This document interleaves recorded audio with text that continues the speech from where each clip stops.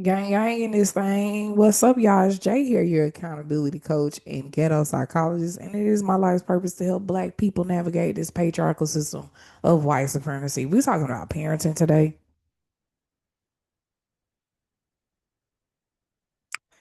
If you are not a parent, tune in, leave your opinions at the door.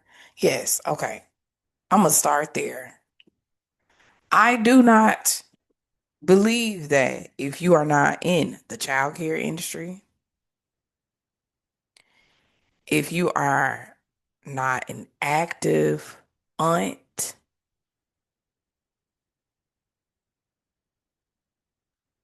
and if you don't have kids and all the rest of that applies, your opinion really means nothing to me. And it doesn't mean I won't listen to you because you might say something that makes sense. And I'd be like, okay, you don't got no kids, but I like what you said. That makes sense. I'm going to apply it. So that doesn't mean I'm not going to listen to you, but your opinion ultimately means nothing to me. If you have not helped to raise a child, you don't know what it's like to raise a child. It's just period, period, point blank. You know what I'm saying? And even if, dare I say, this is just my opinion, you were a sibling who had to take care of your younger siblings, depending, okay, because there's some situation where siblings really did raise their siblings, but it's levels, right? Some of y'all are not still you don't you still don't know what it's like to raise a child. If you was home alone with your three siblings and say you was 10, the one under you may have been 8 or 7, 7 or 8, and then the other one's like 5. You didn't raise them. You didn't raise them.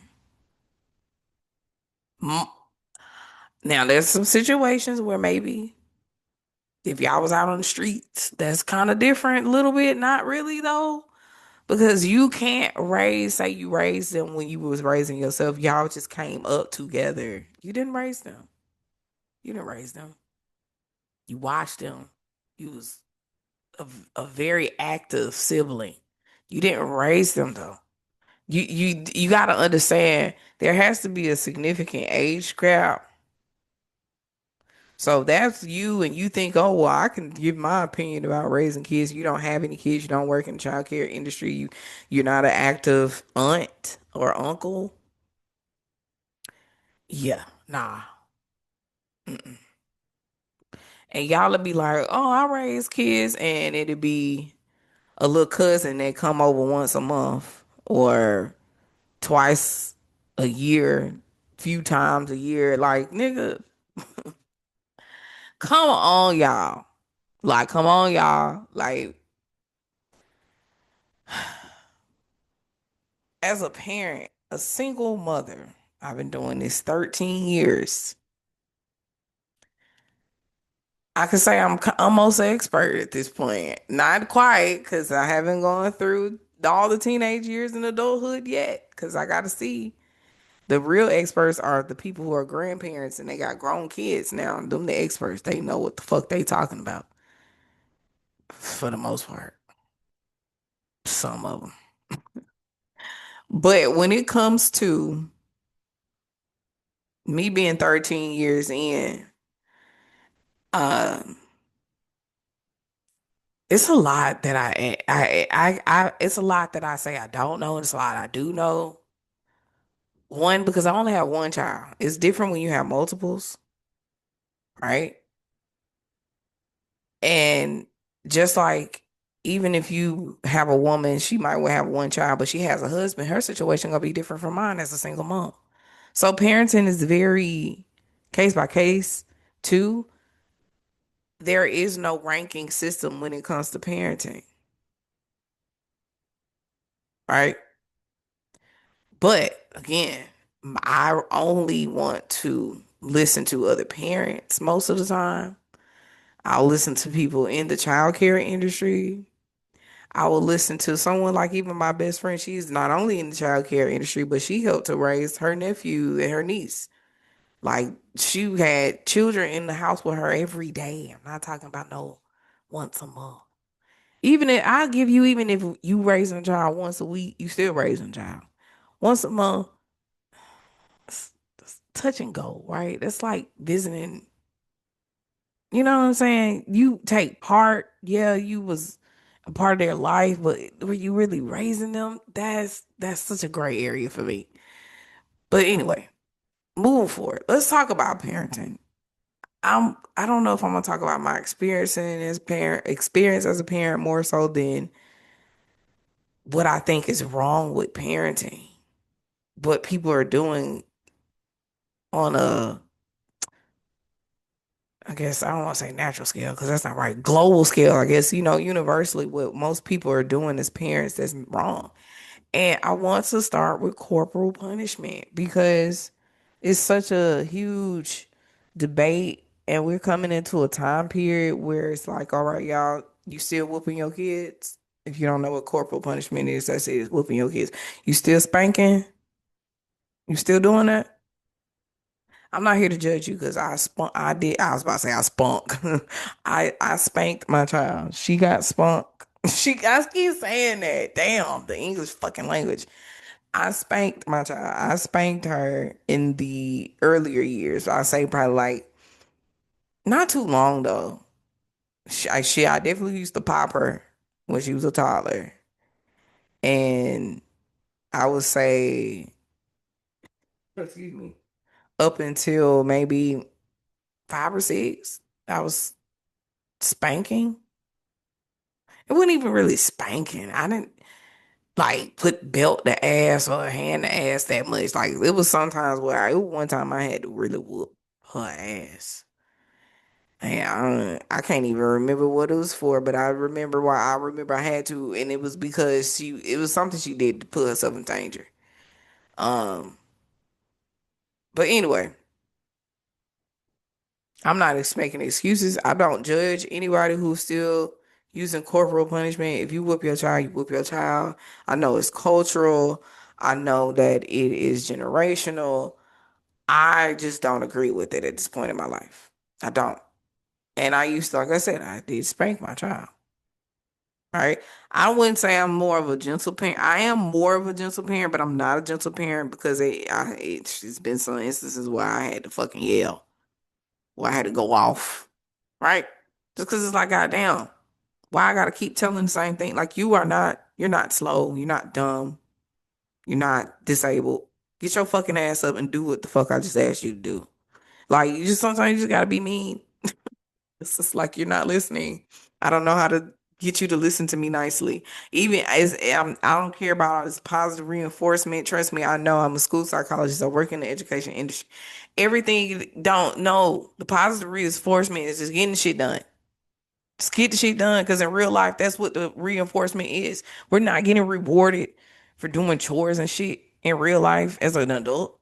So why should I reward my fucking child to clean up her room, to clean up the kitchen, to clean up the bathroom? I'm not giving you no reward, right? That's all. I don't went to a whole nother thing, but that's still a part of the parenting, right? All right. So corporal punishment again. I don't judge. That's what you got to do. I can't agree with it for so many multiple reasons, and most of them are emotional and psychologically embedded. Like I said, it's generational. Black people, we have this thing with whooping our children and not fully realizing how full circle it is when it comes to slavery. Using violence as a way to control or get someone to comply. That's what whooping is. Like that's beating your child. That's what all of that is. Like I don't.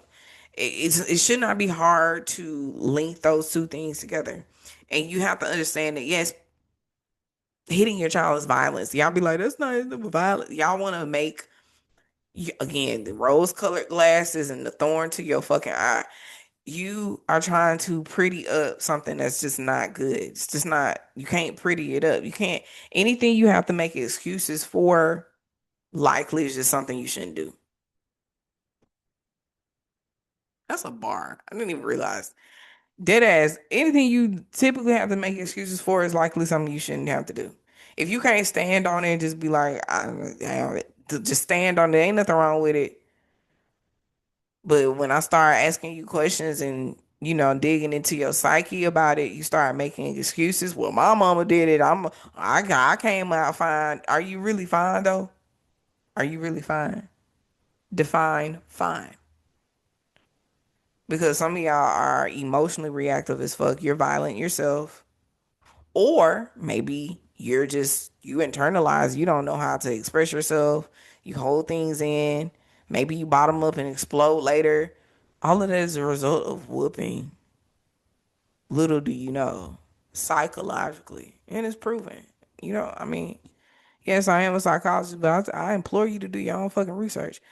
Whooping your child is a gateway for them to accept violence later on in life, especially from significant others. If the people who I was born to, who in my mind, they're my protector immediately because I know this voice, I heard it in utero. Now I see these people around me who I heard in utero. They're touching me, they're holding me. Oh, I love them already. That I can tell they love me. They're my protector. I look to them for everything. The moment I make a mistake or I do something that they perceive to be wrong, I'm getting hit. Whoa. So much for protection. The fuck? So I need y'all to look at it like that because that's exactly what it is. I mean, you can be like, well, you're just making this seem, nigga, that's the story. That's what it is. That's what it is. Don't have a problem with the truth. Don't have a problem with the truth. Don't have a problem with the truth. And if you have a problem with the truth, that means you need to change it.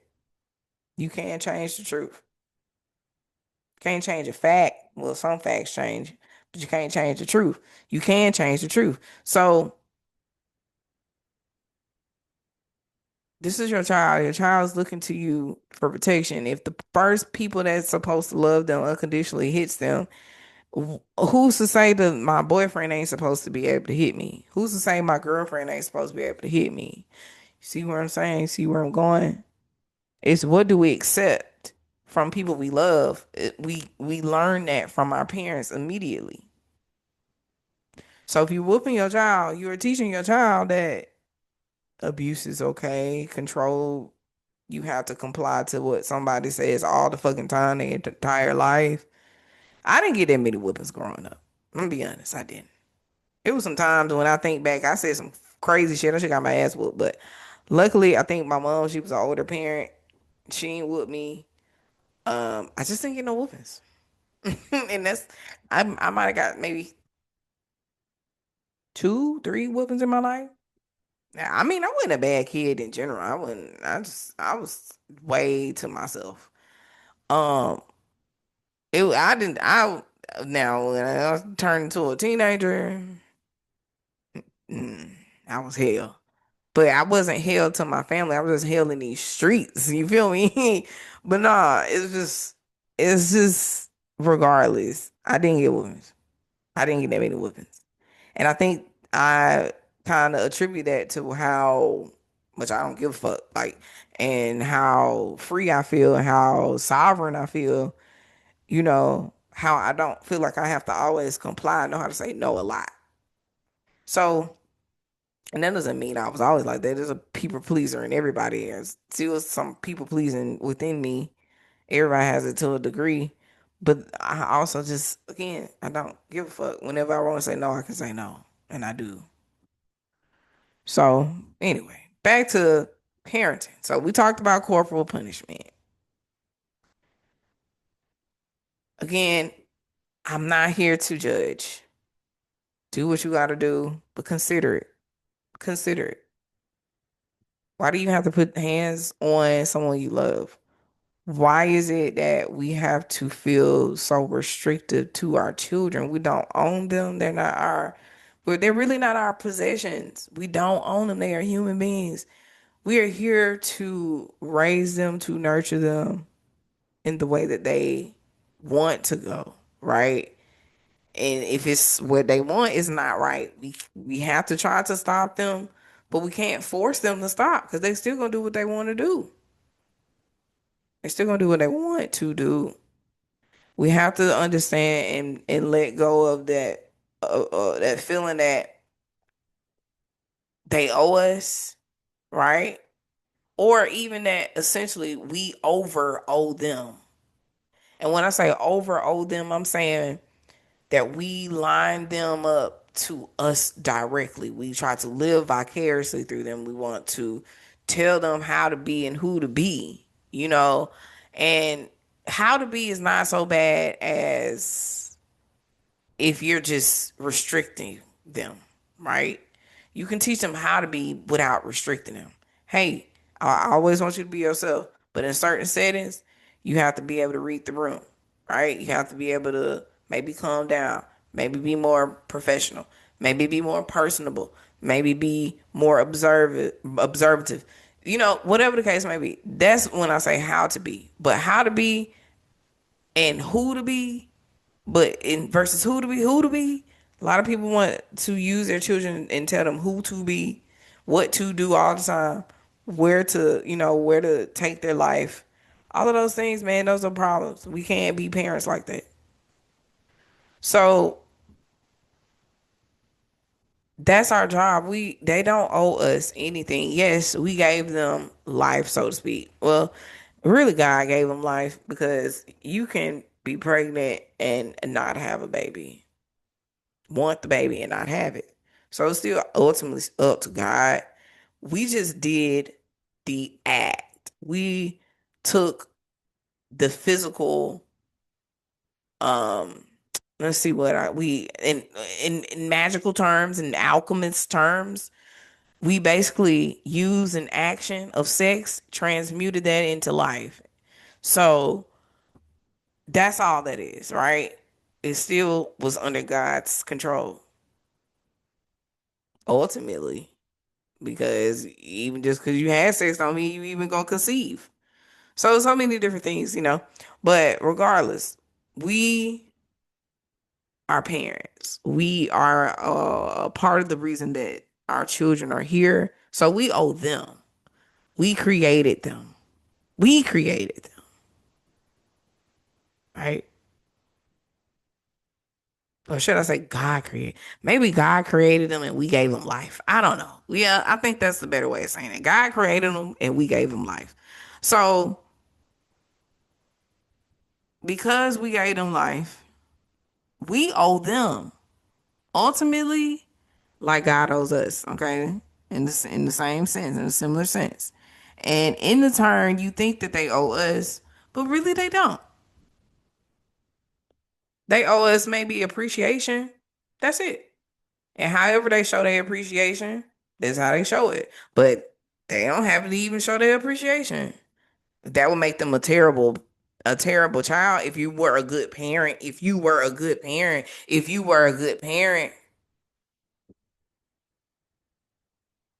that would make them a terrible child if they don't show you appreciation. And even in the smallest sense, they can just show you appreciation for giving them life, right? Even if you just a piss poor parent. Because I give my dad appreciation. Thanks, dude, for fucking my mom. Like, I mean, what else is there to say? You can't, I mean, I don't know, no, because he's not a good parent. So, you know, and he owed me that. And when you and this is why people have to understand when you do your children wrong, there's no favor. You get no favor. You get no favor. None. Your children don't owe you. They can leave you wherever the fuck you at. Right? Now I ain't saying they need to again, they don't have to be mean to you. Especially if you are a good parent and they mean to you, they not gonna get no favor. Literally, for real. But when um when they have been nothing but regular normal children, haven't been too bad, been like I said, normal children, because children gonna do what children do. We have to grow up, make mistakes, fuck up. Especially as a teenager, your mind don't be right, okay? Because your hormones are going faster than your mind is developing. So you doing stupid shit. You making bad, rash decisions. So it's our job as parents to try our best to guide them, but we have no control over what they do. Cannot you can beat them sun up, sun down. All it's gonna do is make them into a shell of a human, but they're gonna try to escape, and one day they may. So you still can't control them, regardless, right? So we have to stop thinking we can live again vicariously through our children. They are not our legacy. I've been saying this for a while. People think that your children are your legacy. They're not your legacy. They are not to live on for you, right? They don't live for you, nigga. You just, again, gave them life. They live for themselves. They live for our creator. They don't live for you. You gave them life, but you're not their creator. So, in that sense, like I said, they owe you nothing, but also they're not your legacy. You owe them. You owe them because they are the result of your action. The action being sex, making love, whatever. You made those children. So you owe them the nurturing environment they need to grow. Again, like I said, how God owes us. That's why we go in prayer. That's why we ask for things. Right? You live for your creator. You don't live for your parents. So that being said,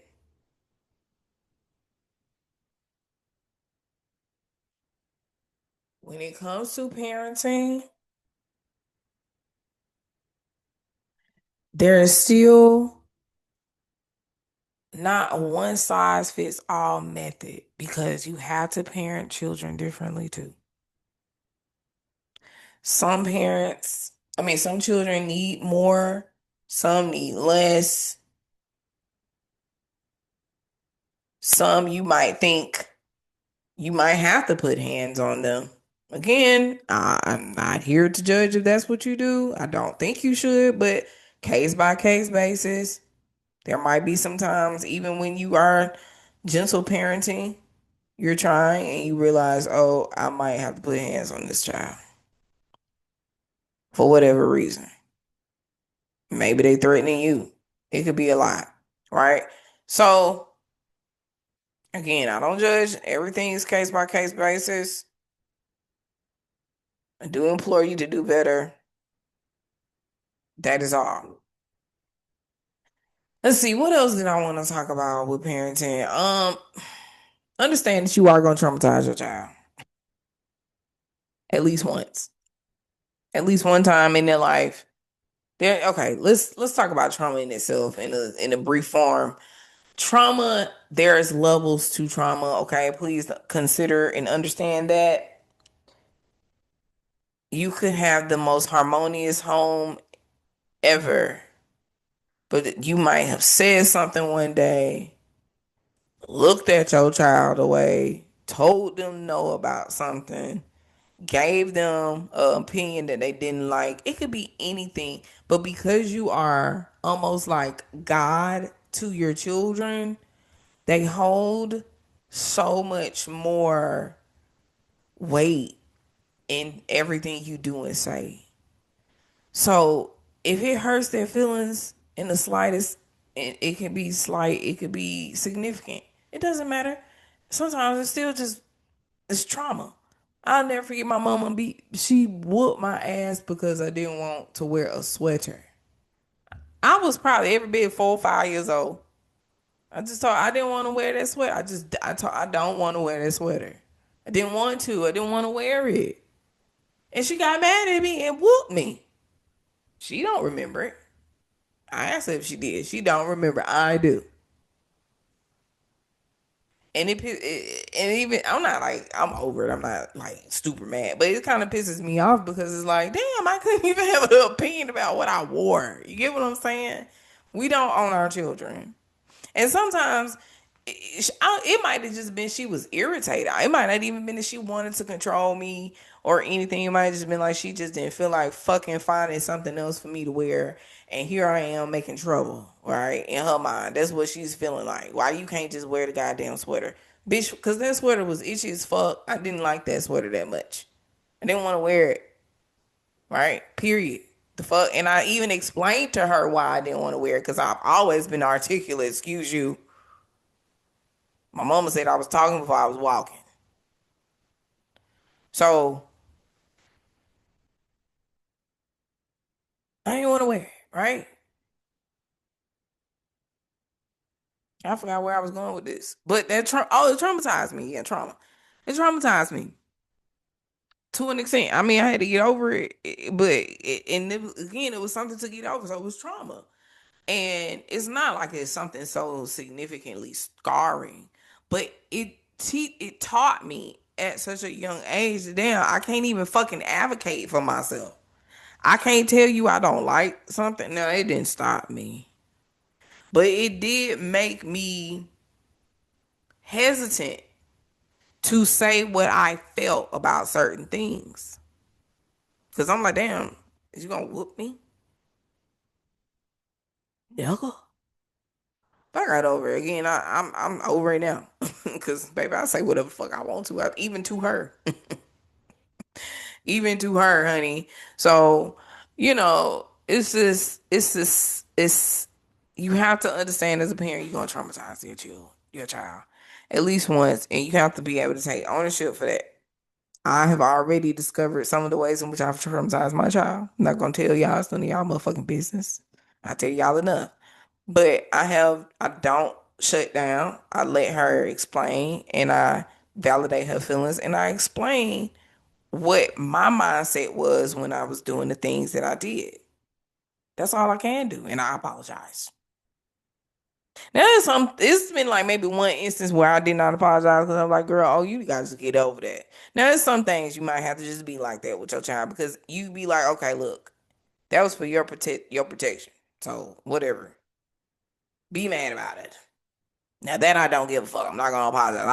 I'm sorry you mad. I ain't sorry I did it. So what you want me to do? There's some situation you're gonna have like that with your child. But for the most part, some things again, you still just be open, right? And you just tell them, hey, what you explain and you apologize. I said, oh damn, why the fuck did I say apologize? I didn't even say I don't like how my tongue slipped. Listen, apologize. Because I'm being sincere. So a lot of forgiveness. A lot of forgiveness. You gotta forgive yourself for them times that you snapped when they didn't deserve it.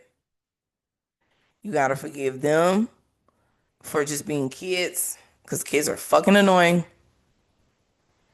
You have to forgive yourself for whatever situation that you brought them into your life in. Like, I know I said that's so weird. Trying to figure out how to word that. Whatever situation that they were born into, there we go. That's a better way. You have to forgive yourself for that. You got to. You got to. Right? Because they're here now. They're here. Even if you don't have them and you made the hard, difficult decision to give up your children or you have lost them because you fucked up, forgive yourself. And that's what parenting is really so much of, learning and forgiving more than anything. It's not even necessarily, I don't know, that's all it really feel like. Learning and forgiving, learning and forgiving. Because every day I'm telling my child to do something, the same thing every day. It's like, it's not clicking. Why don't you want to do this? Why don't you just do this? What is going on? What am I doing? Am I a bad mom? Yes, I go through all of them questions for her, but it's like, I just got to continue to learn and forgive, learn and forgive. It's very overwhelming sometimes. It is parenting. It's very overwhelming. Very overwhelming because your child is a mirror. The people say, "Oh, The person you fall in love with, they're gonna be your mirror. I'm not here to say that that's not right. I'm not here to say that that's not true. I'm here to say your child is more of a mirror to you than anybody else. Period. Indisputable. I don't know why people don't say this enough, but I'm gonna say it one more time. Your child is more of a mirror of you than anyone else. Not your lover, not even your parents. You are the mirror for your parents. Your child's the mirror for you. You will see yourself in your child, and you will learn what you don't really like about your child if you didn't know before. And sometimes you want to suppress that in your child, even though you can't even suppress it in yourself. That is a problem that a lot of parents have. I talk to the people about this, um, and it's like, why do you want to beat the you out of them? You want to beat the you out of them. You can't do that. They are you. They are your mirror. They are literally a piece of you. Physically, a piece of you. You can't. You just can't deny them that part of themselves if you can't even deny it in you. So it's the complexities of it all. You know what I'm saying? It's difficult when you have a real mirror. Because see, again, your lover is a mirror, but your lover, let me tell you what your lover is a mirror of. Your lover is a mirror of the love you didn't get from your parents. And your child is too. But your child is also a mirror of your behavior. Your lover is not a mirror of your behavior. That's why your child's more of a mirror of you than your lover would be. Because your child, again, will not only mirror the love you didn't get from your parents, because when you're parenting, you heal your own inner child by giving your child the things that you didn't get from your parent or parents, right? So they still show you what you did not get from the love, the love that you didn't get from your parents. They still show you that your children do. But they also mirror the behaviors in you that you might not like. Again, your significant other does not do that. They just mirror to you the love you didn't get from your parents. And typically it's just the love you didn't get from the opposite sex parent or whatever gender you date that parent, right? So that's that mirror. You're going to see yourself in your child. You're going to get to know yourself even more. So it's again a lot of learning, forgiving, learning and forgiving. Really, that again, that's all I feel like. Of course, you teach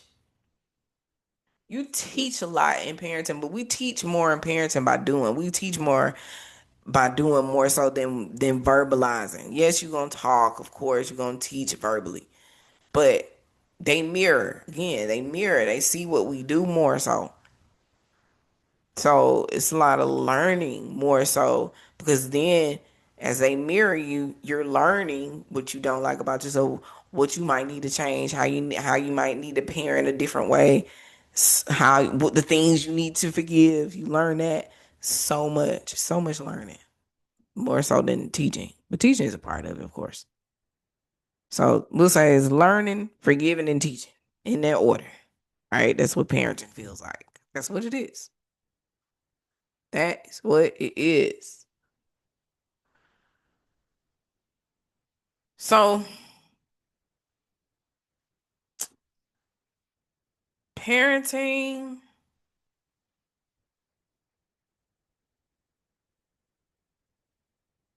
it goes deeper into,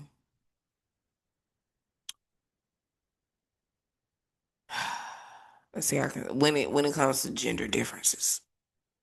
I'm not gonna get too far into this because I feel like this is almost a whole topic by itself, right? We have a saying going on that's been really popular lately that we raise our daughters and love our sons. So what it sounds like to me when I hear it is boys will be boys. We hands off with them. Just let them be. They gonna do whatever. But the girls, we gotta keep them intact. Cause those are the baby makers. They're the baby carriers. I mean, they bring home the baby. We gotta make sure we put our foot down on her. Right? Boy, let him explore. Let him do him. And it's weird when you say it out loud because boys make babies. The girls carry them, but the boys make them. So if the boys is buck wild, being able to do whatever he wants to, how can he not infiltrate your strict foot on her neck daughter? He can infiltrate that still because he's closer to her in proximity than you are because they in school together. They in the same peer circles. So you over here trying to keep her strict, but we are have the adulation to raise our boys to be free, so to speak, in certain terms, free to explore certain things. And now the girls are over here like, oh my, I'm trying to be good. I'm trying to be good because I want to be a wife. I want the society to value me as a woman. This is what we teach our daughters in raising them. And then the sons are like, fuck that, I don't care. And now we go out here in the world. So, not me, but women in general. I know I wasn't raised like that. Not really. But we still go out into the world and we don't know a wolf in sheep's clothing. We can't tell. So these wolves, they flock to us because we don't know any better because we've been so foot to neck. You don't need to date no boys. You don't need to look like no boys. You stay a pure girl. So when we become adults and we go out in the world, we don't know how to date. Men are just all over the fucking place running amok because they had the freedom to explore and they explore their asses off. And now women are just traumatized. So how we parent differently based on gender is bullshit. I tell people I am not one for double standards. There are some double standards I believe in, but for the most part, I don't believe in most of them. I'll say about 95%, maybe 99. It ain't that many double standards that I agree with. Excuse me, I need some water. But regardless, I don't think that we should do that. Like, we should not be so much more strict. If you need to put your foot on both your children neck, truth be told. Yeah, give them a degree of freedom, of course, always. Give them autonomy. Let them be who they are. Don't be in their business all the time. Don't be a helicopter parent. Let them thrive, let them live, right? But when it comes to disciplines, like teaching them how to be self-disciplined, teaching them how to be focused, teaching them how to be headstrong, teaching them how to stand on business, teaching them how to be who they are, keep your fucking foot on their neck about it. If they got a talent, keep your fucking foot on their neck about it. And they love it, right? And just because they talented, don't mean you put your foot on their neck. They might not like the talent that they have. And also teach them just because just because they're good at something, if they don't like it, they can just say no to it. People will make you feel like, and this is a personal thing. I'm sorry, my shoulder. People will make you feel bad because you're good at something, but you don't like it. They'll tell you, well, why you stop? I don't like it. But you're so good at it. I don't like it. So they think you're wasting your talent, but you're like, no, bitch, I'm multi-talented. I'm sorry, you might got one, but I got more multiple, and this is not the one that I want to do. Not all the time. Anyway, maybe some of the time. So that is what you teach your children to do. Anyway, I think I'm done when it comes to talking about parenting, the problems with parenting, how to parent, the freedom of parenting, the problem with parenting, all about parenting. Yes, we have 40 minutes set. I did pretty good here. I'm so sorry. Again, I'm not editing. I haven't eaten anything today. I just had that smoothie. Listen, my book is coming out in a few weeks. Actually, I'm posting this video today, the same day that I made it. I am not editing shit because I have not been. I got two videos I need to edit. I try my best to avoid it, so I try to just make sure my video's great and congruent. I'm getting better and better at it, so I ain't really gotta edit. I'm going to get an editor one of these days. One of these days, I gotta see. I gotta crunch my numbers. But anywho, I'm done. I got my book is coming out on August the 8th. It's free, free, free. Yes, FREE. It's just an ebook. It's about 14 pages called Black Unity. It's about 7 actionable steps you can take. And it's about unity, building community, all of those things. And I just want every Black person to try to read it.